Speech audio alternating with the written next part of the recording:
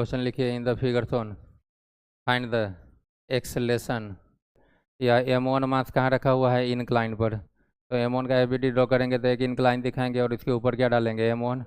कल आपको बताया गया था कि m1 मास का कोई भी ऑब्जेक्ट हो कहाँ रखा हुआ हो, इनक्लाइन के ऊपर, जिसका एंगल ऑफ इनक्लाइनेशन कितना हो, थीटा। तो डाउन द इनक्लाइन mg का कंपोनेंट हमेशा आता है mg sine theta. Down the incline हमेशा कितना आता है, तो यहाँ m नहीं है m1 है, तो m1g साइन थीटा। यह m1 मास ऊपर में रस्सी से कनेक्टेड है, तो अप द इनक्लाइन रस्सी के कारण टेंशन लगेगा।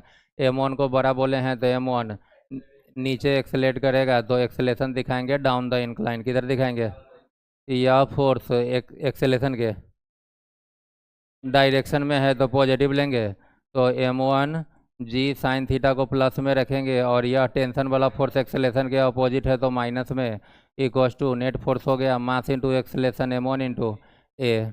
अब एबीडी किसका ड्रॉ करेंगे, m2 का। तो उसका इंक्लाइन ऐसा रखा हुआ है कि नहीं है, तो ऐसा बना करके इस पर क्या दिखाएंगे, m2 down the incline mg का कंपोनेंट हमेशा mg साइन थीटा, तो m के बदले m2g साइन थीटा। m2 के अपर साइड रस्सी है तो रस्सी के कारण क्या लगेगा, टेंशन। m1 नीचे गया है तो m2 कहाँ एक्सेलेट होगा, ऊपर, तो एक्सेलेशन किधर दिखाएंगे, ऊपर की तरफ। यह टेंशन एक्सेलेशन के डायरेक्शन में पॉजिटिव होगा, और यह m2g साइन थीटा एक्सेलेशन के अपोजिट में क्या होगा, निगेटिव। तो इक्वेशन लिखेंगे t minus m2g sine theta कितना के equal m2 into a, minus T plus T cancel, यहाँ भी g साइन थीटा, यहाँ भी g साइन थीटा, तो g साइन थीटा यदि कॉमन ले लें तो क्या आएगा, m1 माइनस m2। यहाँ दोनों जगह से a कॉमन होगा तो ब्रैकेट में m1 प्लस हुआ, ब्रैकेट वाला मतलब मल्टीप्लाई वाला m1 प्लस m2 आएगा इधर डिवाइड में, और इधर a का वैल्यू आया या नहीं आया। तो यह तरीका हुआ कि साफ सुथरा आप इस तरीके का डायग्राम दिखा करके उस पर उसका एबीडी दिखाइए, फिर इक्वेशन लिखिए, सॉल्व करके आंसर लाइए। जिनका नहीं हुआ निपटाइए।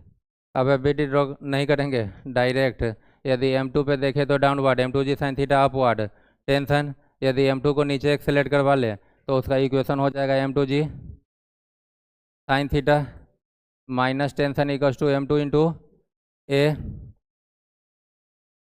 यदि m2 को नीचे लिए हैं तो m1 कहाँ जाएगा, m1 के ऊपर में टेंशन डाउनवर्ड, m1g इक्वेशन हो जाएगा t minus m1g equals to m1a tt cancel.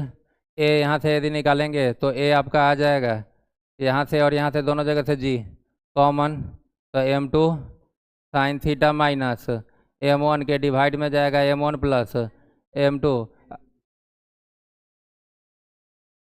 हाँ, ऊपर में क्या रहेगा, g रहेगा। अब वैल्यू डाल लेते हैं सारे मास का, तो m2 कितना kg है, m1 तो 6 है, m2 4 है, तो 4 और साइन कितना डिग्री 30, साइन 30 1/2, 4 इंटू 1/2 2 हो जाएगा, माइनस m1 कितना 6, g कितना लेने को बोला है 10 divided by m1 plus m2, 4 plus 6 कितना 10, यह 2 माइनस 6 कितना -4, यह 10 यह 10, तो -4 मीटर पर सेकेंड स्क्वायर। इसका मतलब m2 का एक्सेलेरेशन 4 मीटर पर सेकेंड स्क्वायर किधर होगा, अपवर्ड, और m1 किधर जाएगा, उतना ही से नीचे जाएगा। अब जैसे ही किसका वैल्यू आ गया a का, इसको उठा कर कहाँ डाल दे, इक्वेशन 2 वाले में। 2 थोड़ा आसान दिख रहा है, 1 लंबा टर्म है, देयरफॉर फ्रॉम इक्वेशन 2 t निकालिएगा तो t क्या आएगा, m1 a आप plus m1 g, m1 common ले लीजिए, m1 तो 6 है तो a प्लस g, a कितना -4 और g कितना 10 या प्लस 6, 6 इंटू 6 36, और टेंशन तो फोर्स है तो ऐसा यूनिट न्यूटन। यही आपका आंसर आएगा। यह θ1 θ2 दोनों का वैल्यू दे दिया 30। आपका आंसर आया था a equals to g sine theta, bracket में m1 minus m2 by m1 plus m2 acceleration. आया था या नहीं आया था, डायरेक्ट वैल्यू पुट कीजिए। m1 और m2 कितना दिया है, m1 6 दिया है, m2 4 दिया है। सबसे पहले है g साइन थीटा, g 10 दिया है, g कितना दिया है साइन 30 1/2, तो बाहर में 5, m1 माइनस m2 तो 6 माइनस 4 कितना 2, 5 इंटू 2 10 ऊपर का टर्म। अब आई m1 प्लस m2 10, 10/10 कैंसिल, कितना मीटर पर सेकेंड स्क्वायर, 1 मीटर पर सेकेंड स्क्वायर का एक्सेलेरेशन दे गया कि नहीं।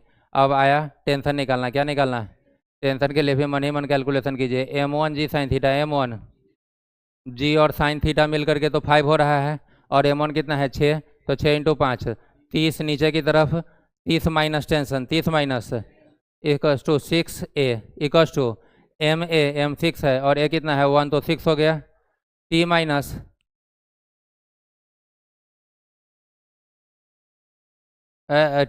थोड़े ना 30 आया है, 30 माइनस टी इक्वस टू 6, तो माइनस टी उधर गया और 6 उधर से आकर के माइनस हुआ, तो 30 माइनस 6 कितना 24 न्यूटन का टेंशन। एफ फोर्स अप्लाई कर रहा है, कितना फोर्स, और एफ का वैल्यू दे दिया होगा, force of 120 Newton is applied कि नहीं। एबिलिटी ड्रॉ कर भी सकते हैं, इतनी बार कर चुके हैं कि अब डायरेक्ट हो जाएगा कि नहीं हो जाएगा। तो यदि हम इस पर देखें, एक एक करके देखिएगा, यह बाकी सबसे कॉम्प्लेक्स है थोड़ा। इस पे अपवर्ड एफ, इसी पे डाउनवर्ड टेंशन, और टेंशन को यदि यह T2 बोला तो आप भी T2 ही इसलिए बोलिए क्योंकि इसका T2 का वैल्यू और आपका मैच कर जाएगा, और आप T1 बोल लीजिएगा और इसको T2, तो आपका जो आएगा वह उसके उल्टा आएगा, तो आपका गलत आएगा क्या, नहीं आएगा सही है, लेकिन बिल्कुल वैसा ही करने के लिए आप इसको भी T2 बोल लीजिए। तो देखिएगा अपवर्ड एफ और डाउनवर्ड, क्या इस ब्लॉक पर डाउनवर्ड कोई एक और फोर्स आएगा, वेट का कंपोनेंट mg का कंपोनेंट, इसका तो m3 बोला है, तो इधर की तरफ एक और क्या रहेगा m3 g sine theta, m3 g sine theta, हम फोर्स के ही डायरेक्शन में एक्सेलेरेट करवा ले, तो f बाद में f का वैल्यू डाल लीजिएगा 120 माइनस T2 और फिर minus m3 g sine theta. लिखने का दो तरीका, जो आप कंफ्यूज हो रहे हो, या तो आप लिखोगे f माइनस, अब माइनस के बाद ब्रैकेट देते हो तो T2 plus m3 g sine theta, नहीं यदि ब्रैकेट का झंझट ही नहीं रखते हो तो यह T2 भी क्या है एक्सेलेरेशन, यदि ऊपर करवाया हो तो उसके अपोजिट, और m3 जी साइन थीटा भी अपोजिट, तो दोनों के आगे एक ही बार में माइनस लगा लेना, ब्रैकेट लगाने की जरूरत फिर नहीं रहेगी। तो देखना शुरू कीजिए, f minus T2 minus m3 g sine theta equal to m3 into a, m3 into equation number 1। इस पे आ जाइए, अपवर्ड डाउनवर्ड T1 और m2 जी साइन थीटा, यह ऊपर गया है तो यह भी कहाँ जाएगा ऊपर, इक्वेशन होगा T2 minus T1 minus m2 g sine theta equal to m2 into a equal to m2 into equation number 2।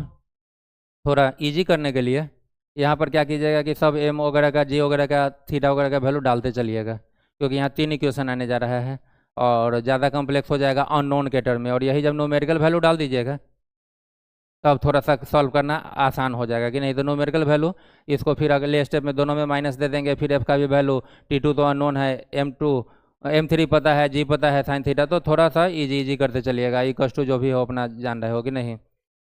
और लास्ट वाले पे देखें तो अपवर्ड, यहाँ नीचे कुछ लगेगा, क्या लगेगा m1 g sine theta, equation हो जाएगा T1 minus m1 g sine theta equal to m1 into a कि नहीं, इक्वेशन 1, 2 और 3 तीनों के हेल्प से आपको T1 T2 और a 3 अननोन है, तो इक्वेशन भी 3 है, तीनों आ जाएगा, ठीक है क्या। स्टार्ट कीजिए।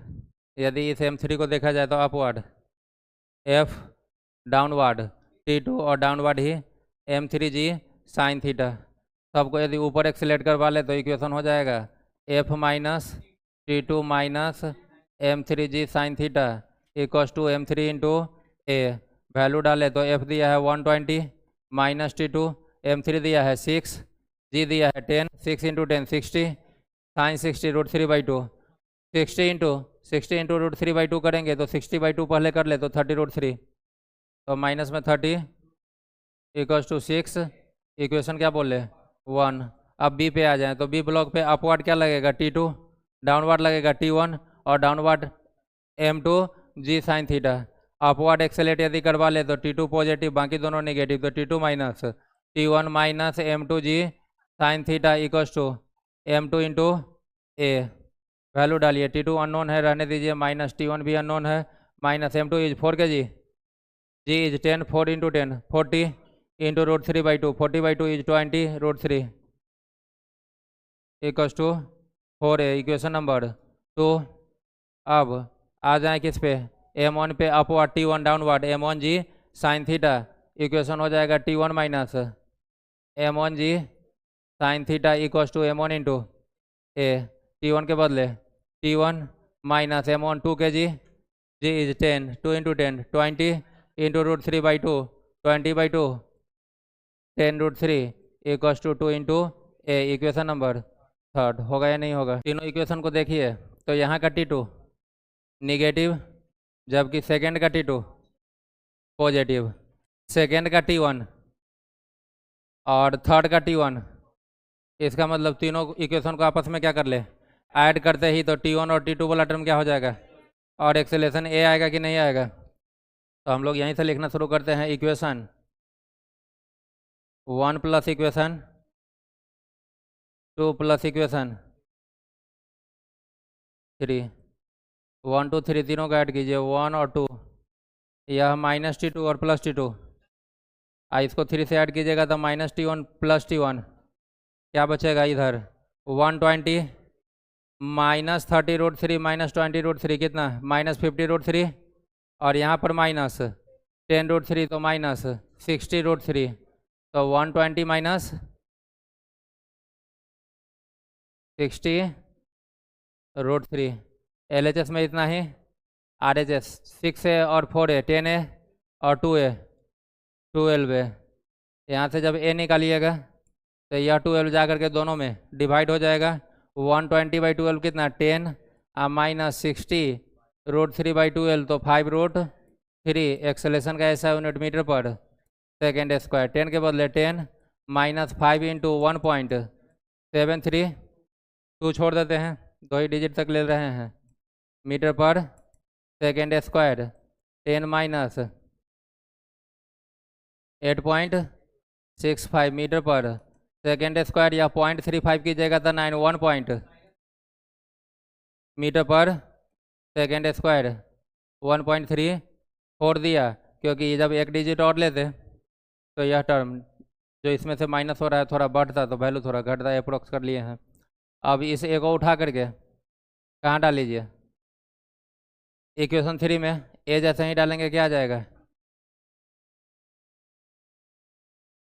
2 इंटू 1.35, या ए ऐसे यह वाला डालते हैं ना 10 माइनस 5 रूट 3, क्योंकि इधर का 10 रूट 3 उधर जाएगा क्या होगा ऐड होगा तो t1 आएगा 2, ए के बदले 10 माइनस 5 रूट 3 प्लस 10 रूट 3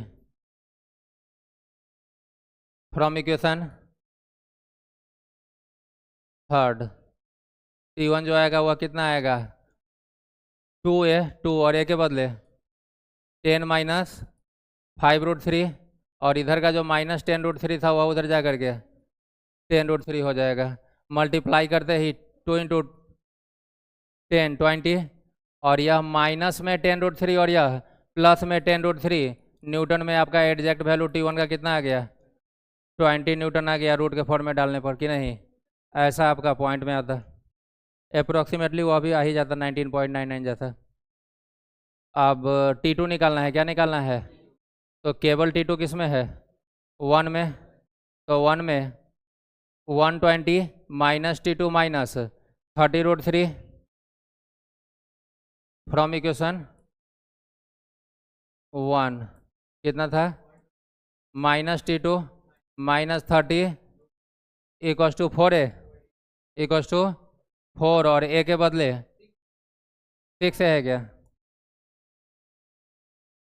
6 और a के बदले यही 10 माइनस 5 रूट 3 डालिए 120 माइनस t2 माइनस 30 रूट 3 इधर हो जाएगा 6 इंटू 10 60 माइनस 6 इंटू 5 30 रूट 3, इधर का माइनस वाला 30 रूट 3 और इधर वाला माइनस 30 रूट 3 जीरो हो जाएगा, या उधर जाके ऐड हो जाए या इधर आके ऐड हो, तो अब आपका माइनस t2 RHS में जा करके प्लस और यह 60 120 में से माइनस, तो 120 माइनस 60 कितना 60 न्यूटन आ गया, तो यही आपका तीनों आंसर है। ए का वैल्यू 1.35 या 34 मीटर पर सेकेंड स्क्वायर, t1 20 न्यूटन और t2 60 न्यूटन।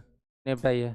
एटोड मशीन है, तो इसमें किसी भी मास M1 या M2 का एक्सेलेरेशन निकालने के लिए FBD वगैरह ड्रॉ करने की ज़रूरत है क्या? डायरेक्ट इसका फॉर्मूला निकाले हुए हैं हम लोग। Acceleration A equals to higher mass minus lower mass divided by higher plus lower mass into g, कि नहीं? तो डायरेक्ट यहाँ पर जब आप निकाल चुके हो तो फिर अब FBD की क्या ज़रूरत है? पार्ट ए में एक्सेलेरेशन पूछा है, तो M1 300 ग्राम है और M2 कितना है? 600 ग्राम है कि नहीं है? M1 है 300 ग्राम और M2 है 600 ग्राम, तो ग्राम को किलोग्राम में कन्वर्ट करने की ज़रूरत है या नहीं है? बिल्कुल नहीं है, क्योंकि ऊपर M2 माइनस M1 जब कीजिएगा तो ग्राम में, M1 प्लस M2 भी ग्राम में, तो ग्राम से ग्राम कैंसिल ही हो जाएगा, तो करने का कोई फायदा नहीं है। तो सीधा 600 माइनस 300 कितना आएगा? 300 बाई 600 प्लस 300 कितना? 900 इंटू जी के बदले क्या ले ले? 10 ले ले, चूँकि रेडीमेड एक्सेलेरेशन का फॉर्मूला होता है एटूड मशीन में M1 माइनस M2, चाहे M2 minus higher mass minus lower मास, M1 प्लस इंटू जी होता है कि नहीं होता है? तो यहाँ पर हायर हायर जो है M1 ना हो करके M2 है, तो M2 माइनस M1 कीजिएगा, और यह कितना टाइम? 3 टाइम्स 10/3 इज 3.33 मीटर पर सेकेंड स्क्वायर का क्या आ गया? एक्सेलेरेशन आ गया कि नहीं आ गया? पार्ट बी बोला find the tension in the, नहीं, ए में बोला find the distance travelled by the first block in the first 2 second. First block का इनिशियल वेलोसिटी यू 0, यू कितना? 0। एक्सेलेरेशन आप निकाल चुके हो कितना? 10/3 ही ले लीजिए मीटर पर सेकेंड स्क्वायर, और टी कितना?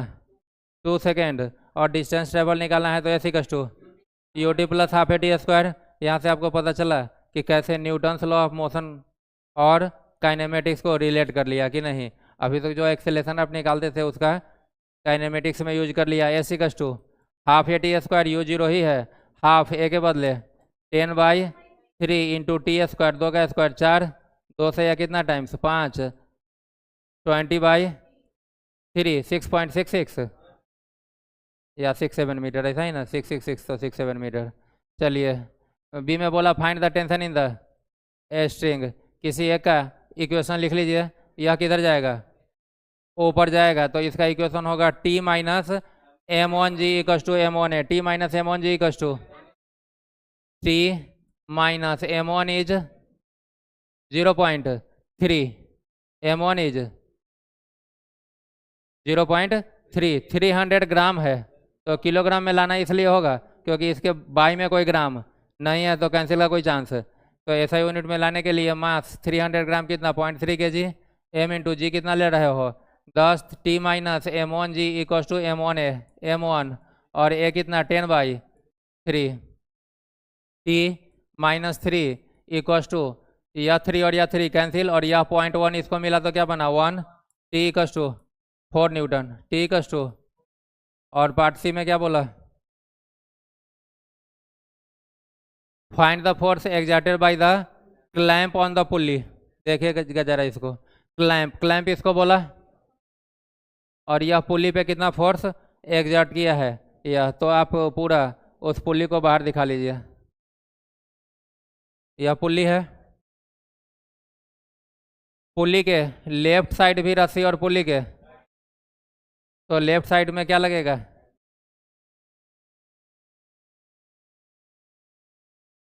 और राइट साइड में वही टेंशन की अलग टेंशन? वही टेंशन, क्योंकि एक ही रस्सी है और पुली का अपना कोई मास नहीं है। पुली जितना भी लीजिएगा सब जगह इस चैप्टर में क्या रहेगा? मासलेस, फ्रिक्शन में भी मासलेस, रोटेशन में जाकर के पुली वगैरह का मास देता है। चलिए, और अपवर्ड क्लैंप जो फोर्स लगाया उस फोर्स को एफ बोलिए चाहे नॉर्मल बोल लीजिए, क्या बोल लीजिए? नॉर्मल। और पुली मासलेस होता है, पुली क्या होता है? तो पुली पे न्यूटन का कौन सा लॉ? सोच समझ करके, फर्स्ट लॉ। यदि आप सेकेंड लगाइए, net force equals to mass into acceleration, तो उसका मास ही क्या है? 0 है, तो net force equals to 0, Newton का कौन सा लॉ? और फर्स्ट लॉ बोलता है कि ऊपर वाला फोर्स किसके इक्वल? नीचे वाला। ऊपर वाला कौन है? वह इक्वल होगा नीचे वाला, नीचे वाला 2T, या T और या T दोनों सेम डायरेक्शन, तो दोनों क्या हो जाएगा? ऐड हो जाएगा, तो नीचे में टोटल कितना? 2T, और ऊपर में कितना? N। तो N equal to 2t, T निकाले ही हो तो यहाँ से क्लैम्प के द्वारा कितना 8 न्यूटन का फोर्स आएगा, आएगा या नहीं आएगा? समझ में आई बात? निपटाइए जिनका भी